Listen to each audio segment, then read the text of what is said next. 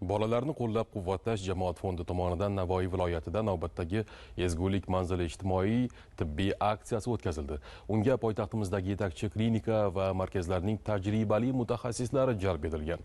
Hozir shu haqda.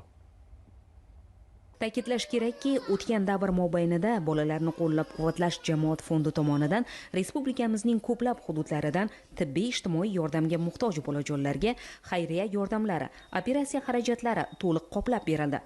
Navoiyda o'tkazilgan mazkur aksiya doirasida ham jamoat fondi tomonidan nafaqat bolalarni operatsiya qilish, balki ularni sog'lomlashtirish, zarur dori vositalari bilan ta'minlash kabi xarajatlar ham bepul amalga oshirildi.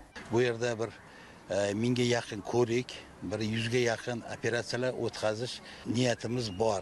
Bu kabi tibbiy ko'riklar esa olis tumanlarda yashaydigan aholi uchun ayni muddaodir.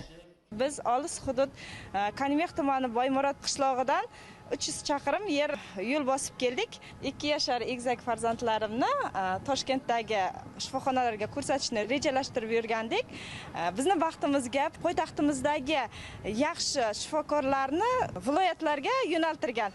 Bolacham tug'ilgandan beri gidronefroz buyrak kasalligi bilan kasallangan. 2025-yil o'ng buyragini operatsiya qildirdik, hozir chap buyragini qildirdik. Natijasi ham yaxshi. Prezidentimizga rahmat.